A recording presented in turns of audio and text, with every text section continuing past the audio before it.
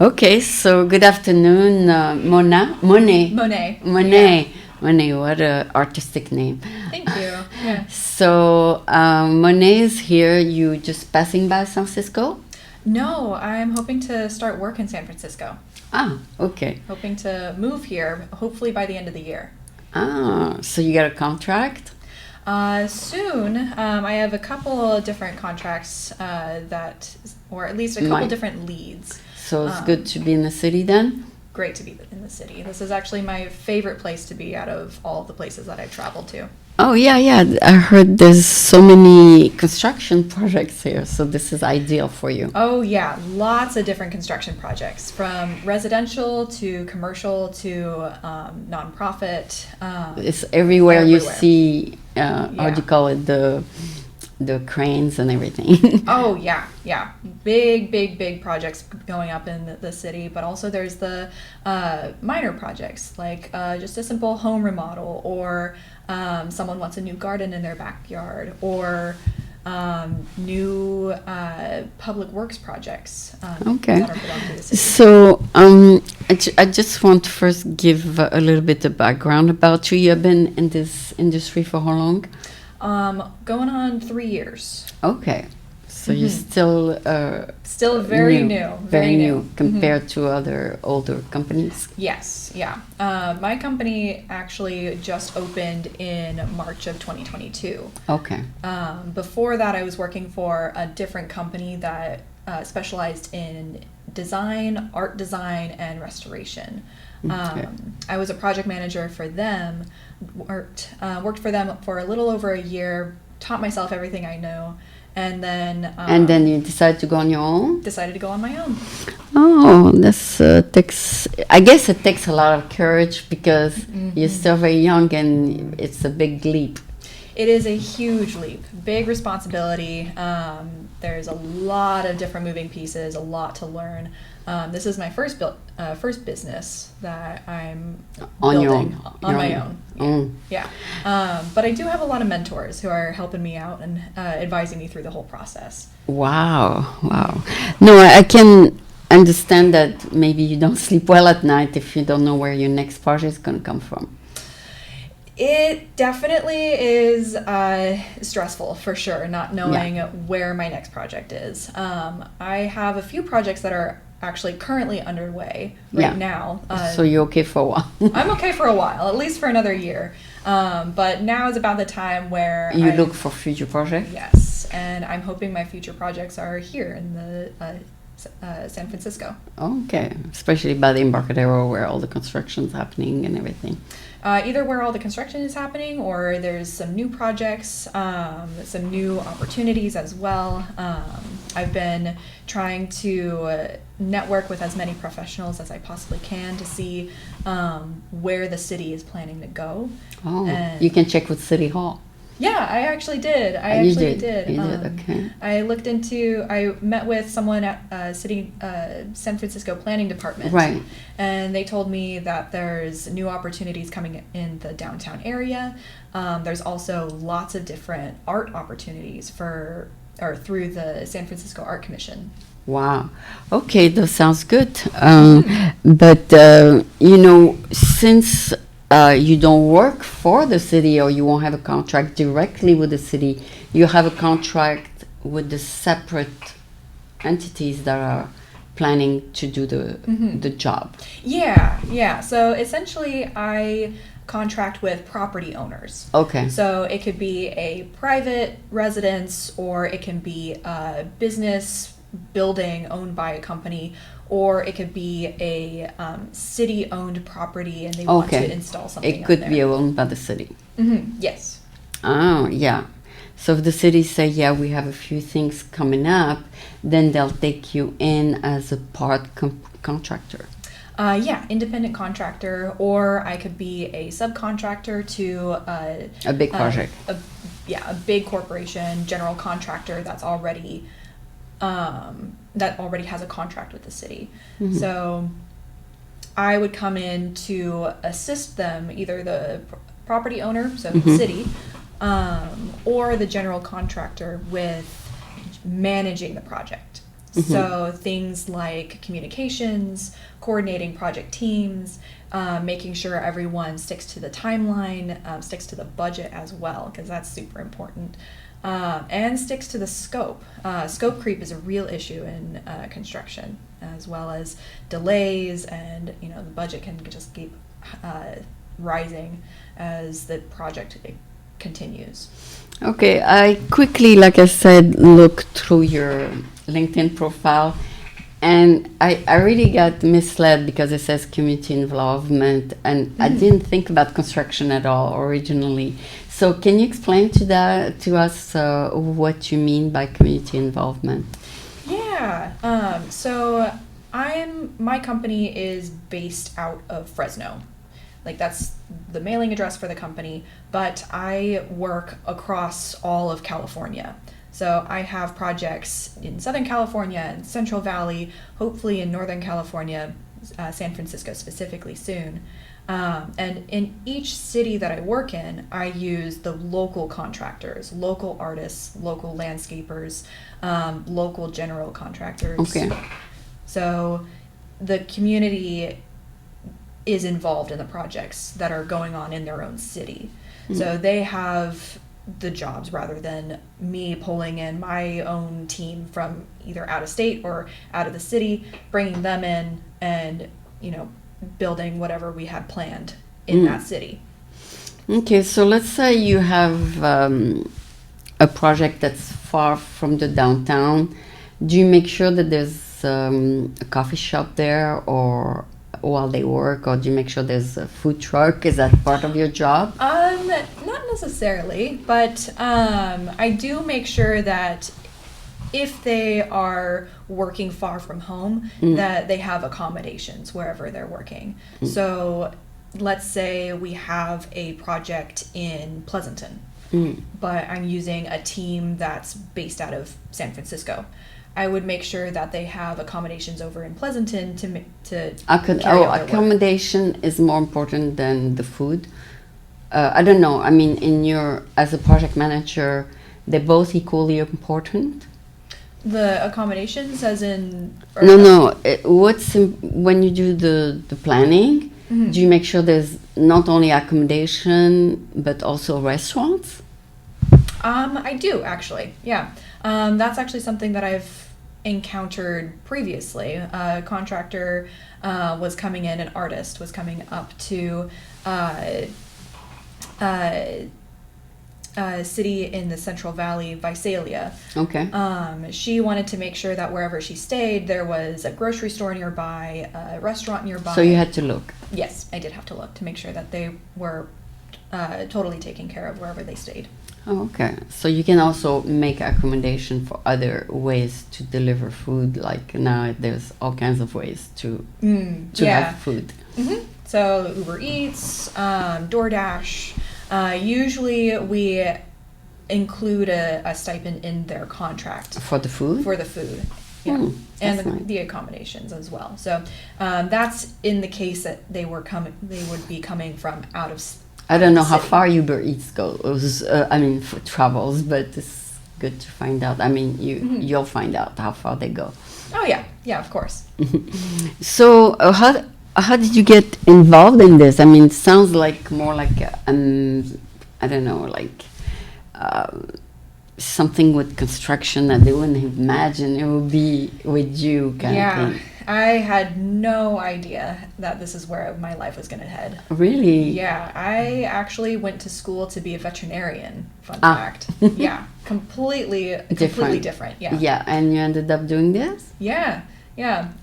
So I had a bit of a career shift. After I graduated college, I worked in the field for a year. Found out veterinary medicine just wasn't for me. So I started looking around to see what other opportunities were available. Okay. I ended up getting a job with a small business photography company that does dog show photography. No kidding. Super niche, but it was a fantastic experience. Oh, but you didn't do photography, you did something else. Yeah, I did all of the business management for this photographer. Oh, okay. So I started off doing just account management, so client communications, making sure people were, paying their bills or invoices. Then I moved into finances completely, so managing the business finances, not just the front end invoices. And then from there, I moved into file management, marketing, digital web design. I think that's about it. Okay. So you did a little bit of everything to support the photography company? Yeah. Aside from just the basic administrative work of billing, emails, sending out hard copy photos or digital photos. So I went from just administrative work with this company to managing the company. So you learned project management? Business management. Oh, it's called business management. Okay. And then from there, you took it to a different industry, which is where you found a job in construction. Yeah. So my next job was with a art restoration and design company. Okay. They were based out in Pennsylvania, and they had projects nationwide. So you went there? No, actually, I worked here in California. I worked remotely for them. Oh. Yeah, I managed their projects here in California. Oh. So they were the ones who hired me on as a project manager and taught me pretty much everything I know about project management. That's awesome. You didn't have to take a class? It was pretty much a on the job. Full-time class on the job. So they took me from zero knowledge of project management to being able to manage multi-million-dollar projects. Wow. That's awesome of them. Yeah, it was a wonderful opportunity. And you still do contract with them when you need to? I haven't yet, but yeah, I could do that. You could solicit them. I could, yeah. But right now I'm keeping all of my projects in California. Because you want to move here? Or you want to stay in California? I do want to stay in California. Eventually, once my business grows big enough, maybe I could do nationwide projects. Okay. But right now, I'm just keeping it focused to California. Yeah, California actually is, I think, the richest state in the United States. I mean, per capita of number of millionaires, we have the highest. So you must have a lot of homeowners, a lot of projects going on because there is money here. There is a lot of money here. There's a lot of opportunities here. Yeah. So do you look at people's strength in terms of revenue before you even approach them? Client-wise or? Client-wise. Not generally. I would. It really depends on how big the project is. Okay. If they're proposing a $1 million project and they don't have that high of a net worth, then definitely not going to go that route. But I haven't encountered that issue yet. Okay. Usually whenever I'm approached by a prospective client, they have a pretty good idea of what their budget is and they present that to me and I work with that. Okay. But you say you changed career. Do you like this new career? I do. You do? I do. Okay. I love it. This is, honestly, I feel like this is what I meant to do. No kidding. No, also construction is an industry where you can meet a lot of men. That's good. On a women's standpoint, because, there's a lot of industry where you don't meet as many men, like retail, whatever. But anyway, that's a good industry to be in. I believe so as well. Women are actually, more and more women are entering the industry. The construction industry, yeah. Okay. I've been meeting several female project managers, several female business owners as well, who operate in construction or landscaping as well. Things are changing, I guess. Things are definitely changing, and I personally think it's for the better. Yeah, sure. So this sounds like you found maybe, at least for the next 5 years, what you want to do. Oh, yeah. I'm very passionate about it. I knew from when I was first getting into college that I wanted to own my own practice, at least. I had dreams of owning my own veterinary veterinary Oh, hospital. from the beginning you want to be self-employed? Mm-hmm. Yeah. Oh, But things just kind of shifted when I moved away from the vet med field, and okay. now I'm living the dream. I'm owning my own business. I'm operating my own business. Is it lonely to be alone? I mean, to be on your own? No, actually, I'm very involved in the community. I'm very Oh, involved. you get with out of the Project office a lot, or? Oh yeah. I'm constantly traveling to all of my different projects. Okay. I'm constantly talking with all of the different contractors I work with. Okay, so you get out of the house. Oh yeah. Yeah. Okay. I don't think I would be able to do it all on my own either. So let's get back to square one. You say you involve the community, Mm-hmm. but you do mostly everything yourself. I do all of the project management myself. Right. So when I say I involve the community, Once you get the contract from the person building, Mm-hmm. they give you the job of doing the management, Yes. and then you're on your own. It's my job to then bring in all of the contractors who will actually build the project. Oh, okay. And then you try to get people local around the project. Yeah.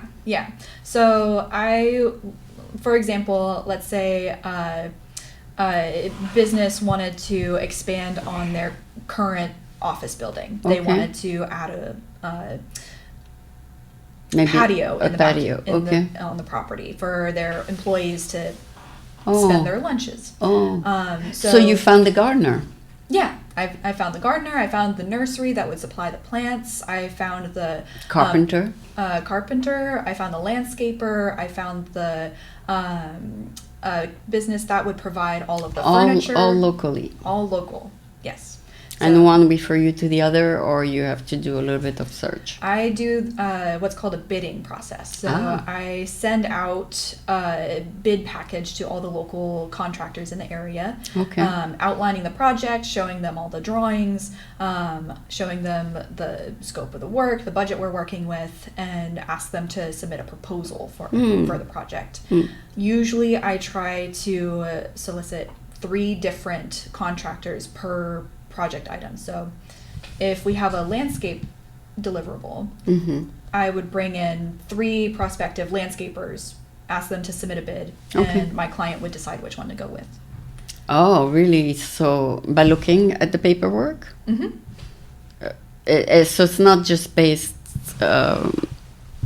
on the bid. It's also based on other factors. Yeah. So Number of referrals, number of stars maybe for their work. yeah, I usually try to vet them myself before going out and asking Okay, them to there's submit a probably a proposal. website where you can rate the contractors. Yeah, Google, Yelp, their own website, word of And mouth. then the Diamond directory, Diamond. Oh, I didn't know about Diamond. Yeah, Diamond is a directory of contractors that have good ratings. Oh, okay. Yeah, I'll definitely look into that. I've just been using Yelp and Google reviews. Oh, that too. Okay. Mhm. Yeah. Yes, so you think those are reliable enough for you? Mm-hmm. Yeah, Yelp is very reliable. They only keep the reviews that were done by their actual customers or clients. Yelp has a whole sorting process that if a business profile on there purchased reviews from an outside provider, Yelp would actually flag that account and block them. Oh. Yeah, so Yelp does their own sorting and vetting as well. And what's the second source? Google reviews. Oh, Google reviews. Mm-hmm. Oh, I never look at that one that much. I mean, they're not. I'm sure they are popular. Yeah. Yeah, they're easy to search. Usually, they have some number of reviews from people who've worked with them previously. Also, their own personal websites. So a landscaper could have reviews on their website or references on their website that have also vetted them as well. So you're not actually paid by the hour, you're actually paid by the project. Also depends on the project. So if it's a multi-million-dollar project, I have a flat fee. But if it's a very small project, only a simple garden or someone wants a pond in their backyard. It could be hourly? It could be hourly, yeah. Okay. So it depends. But is it true that a big project or a small project take as much time? No. No? No. Small projects definitely takes less time than a bigger project. Oh, okay. A bigger project is going to take approximately... you want to go ahead and get that? Sorry about that. I thought I turned it off. Maybe when I placed it, it got turned back on. Maybe. Yeah, that happens. This is the glitches of maybe the construction business. Okay, so... larger project typically is going to take longer. It's going to have a bigger budget, more deliverables, more people to work with, so larger teams, more moving parts. So it's going to take a lot more time on my end to manage everything and make sure everything's running smoothly. Okay. So whether it's small or big, it does make a difference. It does, yes. Yeah. Okay. And who helps you? I mean, I know you're self-employed, but somebody must help you. Oh, yeah. Yes. So on my end, I actually do have an assistant. Oh, okay. They're outside contractor as well. Virtual assistant? Virtual assistant, yeah. Yeah. So she helps me do all of my digital file organization, photo editing for all of the reports that I need to do. She transfers my meeting notes into a digital format. So she takes care of all of the project coordination, pretty much. Okay, and are these virtual assistants reliable? Oh, yeah, yes. I went through an interview process just like anyone would for hiring an assistant. Someone? Yeah. And I'm just not big enough yet to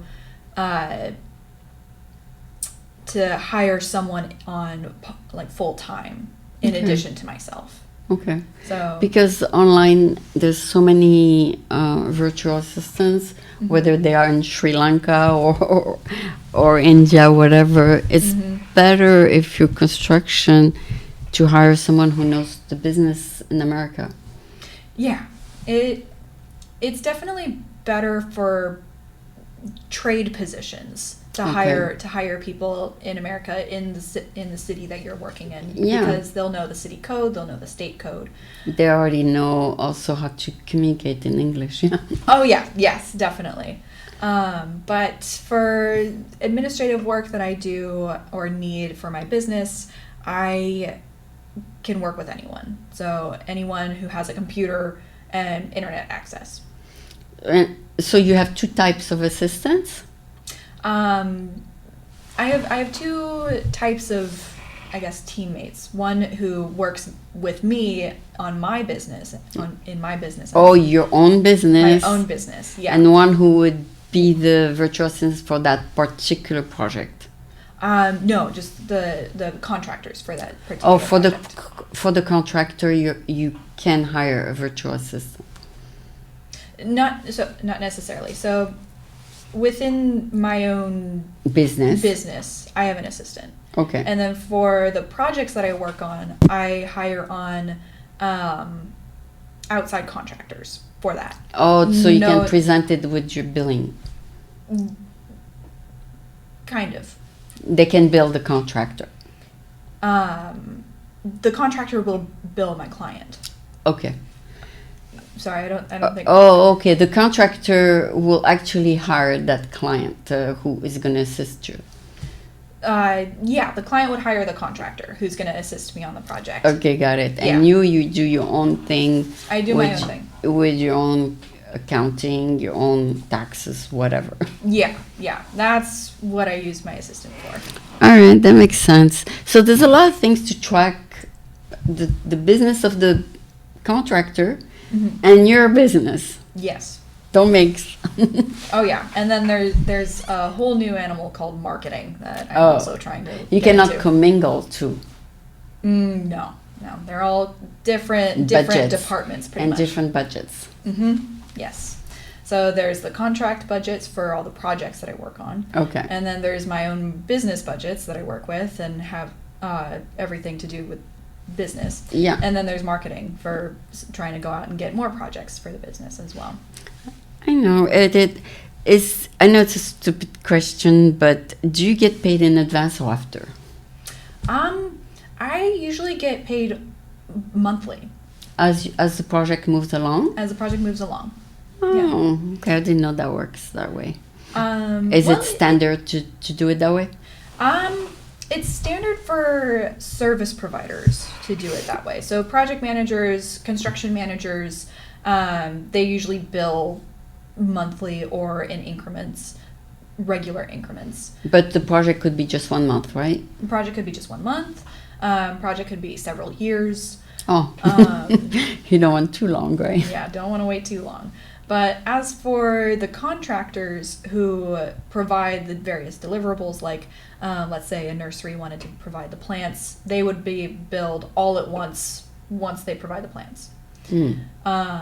Let's say an artist is providing a sculpture. So he might take longer. He's going to take longer for sure. He'll most likely have a payment plan. As he advances in the sculpture. Yeah, so he'll want, let's say, half of the contract value, so 50%. Little by little until he finishes. Yeah. I mean, living expense at least, right? Living expenses, yeah, he needs his living expenses covered, but he also needs the initial materials covered for the Oh, project. that's right. That must be very expensive too. He has to purchase whatever material the sculpture is going to be made out of, whether that's wood or resin or stone. And then he has to purchase all the materials in order to carve it or And the paint it. tools and oh, that's really, really complicated. So you talk to these people, let's say the sculptor, and you find out what are his needs now, and then based on that you make a planning to pay him. Yeah. He actually would come up with his own payment plan. So Oh, he's gonna send you a proposal. yeah. So in the proposal, he would come up with how he's going to complete the work, the materials he's going to use or the methodology, how much he's going to charge for the work, and how he would like to be paid, whether And it's, how long the project's gonna take. yeah, timeline as well. Oh, okay. And then who makes the decision to take him, you or the contractor? My client. The client, Yeah. okay. So the property So owner. or your opinion of him does matter or does not? It does. Oh, it does. Yeah. So I would go out and vet all of these and search for all of these different contractors. So in the same example as a sculptor, I would go to 3 different studios that provide sculptures, and I would check out their work, see the quality of it, how much they would charge, because I'm pretty much my client's advocate. I want to maintain their budget as best as possible. So I search for sculptors who would provide us a final product within our budget and will provide us a final product that's good quality too. So you look at previous work maybe? Yeah. So it is time consuming to look at all these things, all these factors. I mean, all these criteria. Oh yeah, very time consuming. But I see it as one big puzzle. Exactly. It's a big puzzle. It's a big puzzle. The pieces and then one block. The other pieces and then one block. Yeah. And then once you finally see the final product, once it's fully completed, fully installed, it makes it all worth it. Oh, and then you have a big celebration, a big party. Big celebration. We try to involve all the people who put everything together, delivered the final product, and congratulate everyone on doing a job well done. Oh, yeah, that's great. I mean, it must be like a sense of accomplishment once it's done. Yes, very, very much so. So one of the projects that I completed recently was an installation of 14 different wood carvings. Okay. All of these were hand carved out of, I believe it was oak, and hand painted as well. And they were 4 4 feet wide by 5 feet tall, all 14 of them, and they had figures in each one. Okay. So it was a very long process to plan it all out, decide the designs, and then actually fabricate them, get them delivered, and then install them. And once you get all of that done and you see the final product, it's rewarding. It's very rewarding. And you have to check every step of the way. Mm-hmm. You do. Okay. I do, and I get my client's approval every step of the way too. Oh, okay. So that if you have to do all these things, that could take more than 8 hours a day sometimes, no? Yeah. Yeah. So it's not only project management, it's also business management and now marketing management as well. Oh, you market the project too? I market my business. Oh, your services. business. Okay. Yeah. So going back to what we had talked about previously about not being able to sleep at night if I don't know where my next project's coming from, that's where marketing is coming into play. Oh, then and then do you ask other project manager what they do for marketing, or now? I do, yeah. So I go to several networking events a month and talk with other project managers, other property owners, and other general contractors, and kind of pick their brains a little bit to see exactly how they're doing it and how well they're doing as well, and what kind of projects they're working on. Nice. So. Is there on LinkedIn a group for project managers? Mm-hmm. There is? So you can communicate with them if you have a question. Oh, yeah. People are usually very friendly, very welcoming, and very happy to offer their advice as well. That's awesome. That's awesome. I'm sure you're a member. I mean, you don't have to be a member. You just join the group and the group manager accepts you or something like that. What I usually do is I follow a page. Okay. And then if you like it, then you become a member. On LinkedIn, you don't necessarily need to become a member. You join the group. You join the group. You follow the page, and then you see how many people are also following the page. Okay. And you can engage with them as well. Okay. But that's digitally. I'm also. But the guy the person who managed the group has to accept you. Yeah. So an example would be like a Facebook group for construction. Okay, there is such a thing too, Facebook? Facebook I thought was just friends. No, actually, Facebook is becoming pretty popular for businesses as well as associations. Oh, I didn't know that. And different industries as well. I didn't know that. Okay, so I learn something new every day, right? Yeah, exactly. So now that how many projects have you done in San Francisco? I mean, you know the city very well, right? I actually haven't done any projects in San Francisco yet. Oh, why would you want to move here? I would love to live here, actually. Oh, okay. It's my favorite place out of all the places that I've traveled to so far. Oh, okay. So even though it's going to be a new territory for you? Generally new territory. I have friends and family in the area, so okay, great. I've been visiting here for the past 10 years. Oh, okay. Mm-hmm. So yeah. I noticed you have an amazing hairdresser because he's very he or she, by the way, is very artful. It's like very well done. It's like almost a piece of art. Oh, wow. Thank you. I don't know. Tell him or her, whatever. Oh yeah, I'll let her know that she's doing a very good job. Okay. Mm-hmm. So anyway, to go back to do you run your company the same way other project managers run their company?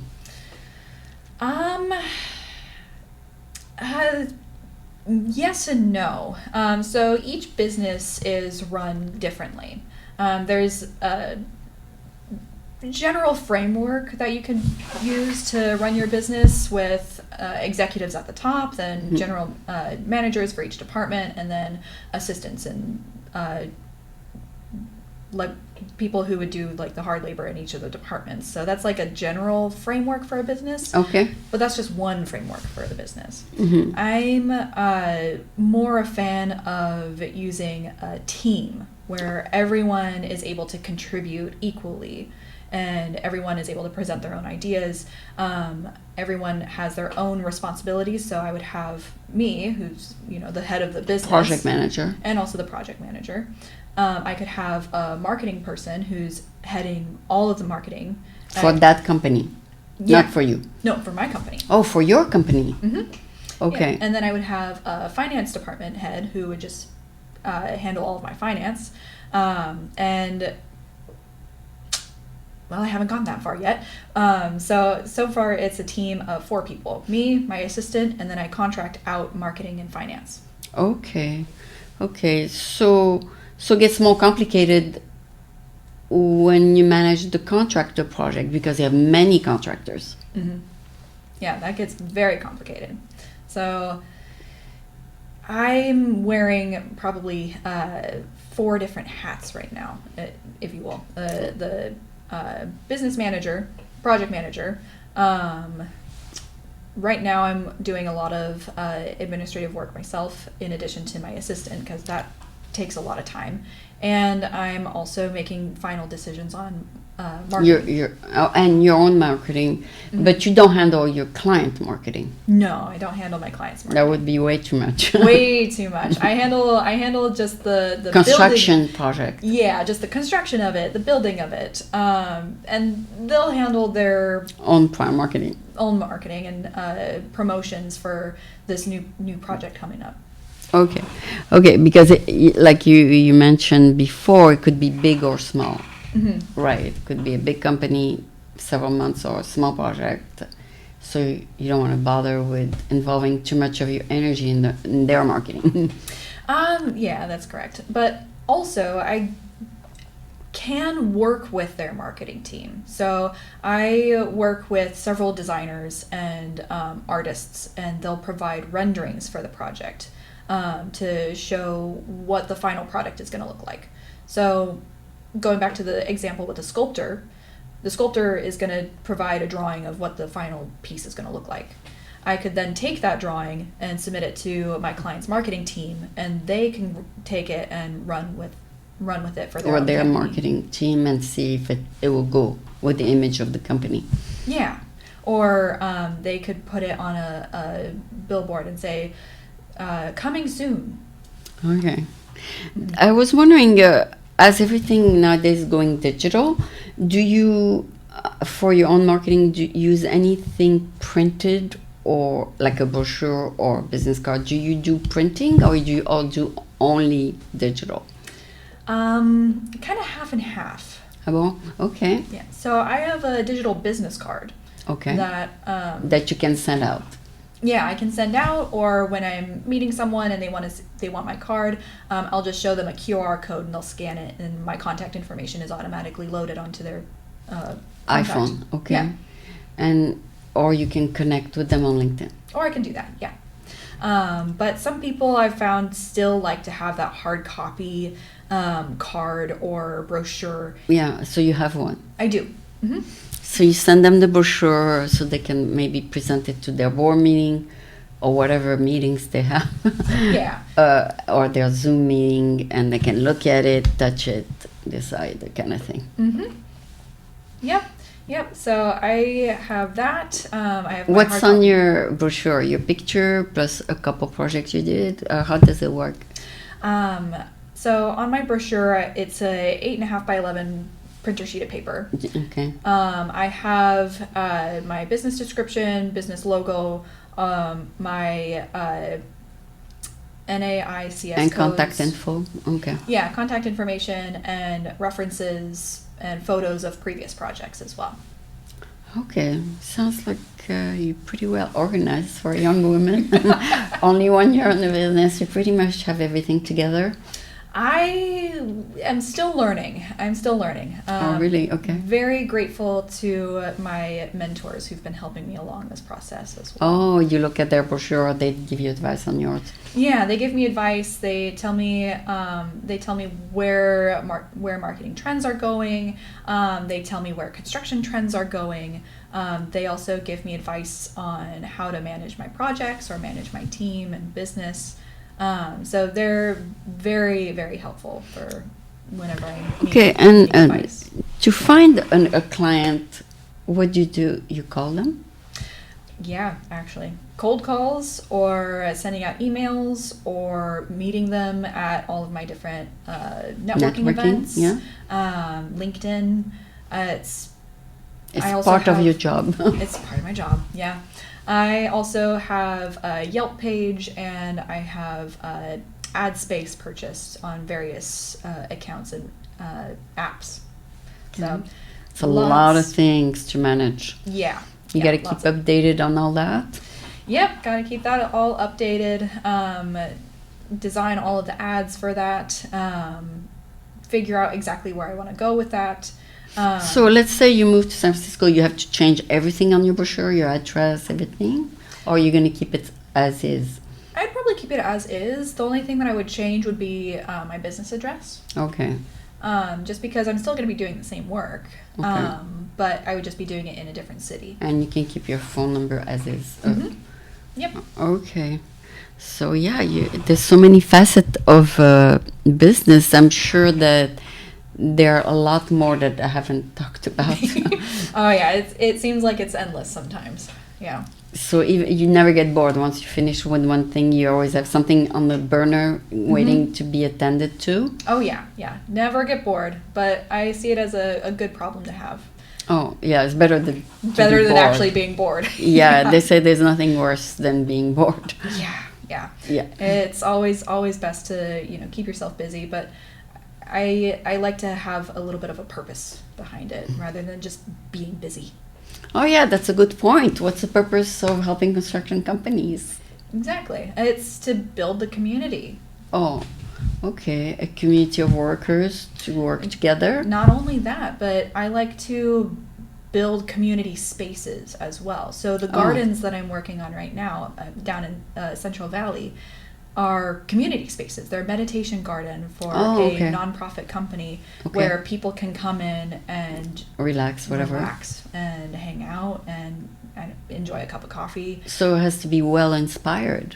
Mm-hmm. Well inspired. I do work with a lot of designers and artists to make it that way. To make it that way. Yeah. But it's all. It has to be a sense of aesthetic, a sense of community, a sense of how we're gonna blend all that together and make the project successful and appreciated by everyone. Do you test it with people before you make it final? I do. So that's all part of the planning process. Oh. So I would work with architects and designers who would draft up the plans and draft up renderings. And I would show it to various people in the community and say, what do you think of this? Yeah. Is this a space that you would actually go to? Yeah. And I've solicit their advice or their opinions. Yeah, that's very important because it might please you but not them, right? Exactly. So it's not about me. It's about the people who are actually going to be using the space in the end. Yes, okay, that's a good point, yeah. So you feel that as being the moderator of all this, that the end project would be a successful project because you did already ask other people what they want. Exactly, yeah. So my clients would come to me with their idea, their vision. I would help them flesh it out. I would help them figure out exactly how they're going to use the space, who's going to use the space, and what purpose the space serves. Is it just a gathering space, or is it a place for people to feel at ease and tranquil, or is it a space for people to feel hyped up, like it's a party venue, or it's a soccer arena, or it's just a public park where people can lay out a picnic blanket. I have to consider the final purpose for what the space is going to be used for, and that's what I incorporate into all of the designs and the planning and the contractors that I bring into the project as well. I have to make sure they're aligned with that as well. I don't know if you were in San Francisco before the pandemic, where they had so many projects all along Market Street for whether it was a parklet, they call it, where you have the plants and people can sit down outside the coffee shop, and then they had also art projects, and they had also the mini house. How do you call it? Those those The mobile. yeah, the houses? mobile, yeah, to help maybe the homeless. Oh, So they yeah. had that all along Market Street, all these projects. Oh, I don't know wow. if any of them took I- life. Maybe a few did, like across one Market Street. They had those little a park places where people can sit. But a lot of these were very creative ideas, and they had to present them to the city and see if they would adopt those ideas. Yeah. One thing that I do know that came out of the pandemic that stuck is the outdoor seating for various restaurants or coffee shops Yeah. that are pretty much just set on wood platforms in like parking spaces Right. on the street. Right. Those weren't around before the pandemic, or if they were very Not that scarce. dismantling them. Yeah. They're dismantling them? I mean, those places where people used to dine outside, some restaurants are getting those out. Oh, what? Yeah. Yeah. I mean, some of them, although they're allowed to keep them. You're allowed to dine out in San Francisco if you want to. But if some restaurant find it's not necessary to have them anymore, they took them down. Yeah, I figured those would be probably the restaurants that have indoor seating already. Right, they do. They do. Yeah, but for the very small hole-in-the-wall coffee shop or hole-in-the-wall restaurant, They kept them. They kept them, yeah. Just because it seems like it's worth Even more seating for the place, right? More customers. More customers, yeah. So yeah, it turns out to be a good idea for some places, yeah. Oh yeah. It's great to have the option to sit outdoors. Some people actually prefer to sit outdoors rather than indoors. Yeah, summertime. Yeah. Okay. So, but you didn't participate in that project? No, I did not. Okay, No. yeah. So anyway, you're right, where people sit on wood. It's mostly the young crowd, right? I mean, people who sit outside on wood. I've seen people of all ages sitting outside on on those Parklet, temporary place. temporary seating areas. Yeah, whether they're sitting there for lunch or if they're just sitting there to take a break from walking around. Yeah. I've seen all kinds of people out there. Okay, well that's good to know. I mean, I've seen a few take them down. So, and I asked the owner why you take them down. They say people put trash in there, and so we want to get rid of them now. We don't need them 100%. But anyway, there's always something that could prevent someone from using a good feature. Yeah, that's actually something that we have to consider with new building projects as well. Things like vandalism or break-ins or even theft. Yeah, and how do you call it? Graffiti? Graffiti, yeah. Yeah, so that's definitely something that we have to consider, especially if the project is going to involve a mural, something that's hand-painted, either very expensive or priceless piece of artwork. Has to be protected. Has to be protected, yeah. But, with things like that, when we take into consideration vandalism, there are actually finishes that you can apply to those murals where you would be able to just wash off the graffiti. Okay. Okay, that sounds good. I think we covered enough. I mean, I don't want to give you a headache with all these questions, but pretty much I understand what you do. It must be so varied in terms of task and coordination and all that. Before you know it, it's 5 p.m. Yeah, it's like that every day. Every day. But I still find time to actually do what I like to do for like my personal time for leisure. Oh, of course. You're probably a little bit of an artist yourself or something. You're outdoors person. You go hiking, things like that. Yep, I do art. I do what's called backpacking. Through the outback. I would take 3 or 4 day long trips. So you unwind. Yeah. But I also have a really good friend circle who are all very supportive, and I'm able to actually take time to invest into those friendships. I'm also able to take time to do personal care and personal hobbies as well. Yeah, feel free to refer them to me. I mean, especially the artists, they can present their art, whatever. Oh Yeah, I'd be happy to. Yeah, I used to start the show, I used to do all the art shows at the French Cultural Center, and then we don't see as many art galleries inviting people now to look at the art. Like maybe one in the Blue Moon, there's somebody who does an art show, but Oh, wow. yeah, but I mean, it has decreased to almost to nothing during the pandemic, but to go back up to what it was has been very slow. Yeah, it's probably going to take time to get back to where it was, but I don't think it'll take too long. You know, people love art. Yeah, that we should be able to see more art shows again. Yes. Although we have Union Square, they do have the art shows outdoors and stuff like that. Plus, there's San Francisco Arts Commission. They try to have... To revive the arts. Yeah, revive the arts, but also do art installations around the city, too. To just make sure every blank wall is painted with a mural. There's sculptures everywhere. Murals attract the tourists, and they go in on these alleys and take photography and all that. Yeah, so it's a good idea because it does attract visitors to our city. It does, but it also makes the residents of the city feel happier too. You know, they see a splash of color on a very overcast, cloudy day, and it makes them happier, makes them look and feel intrigued. Oh yeah. I never thought about that, but it's a good point. Yeah.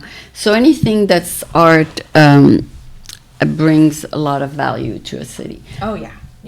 That's why I've incorporated art into all your projects. All of my projects. Yeah, I work with painters, muralists, sculptors, mosaic artists, landscape designers too. You can design a very beautifully done garden that almost looks like it's its own art piece too. Awesome. Although art could take many forms, could be a performance also, but that's other things.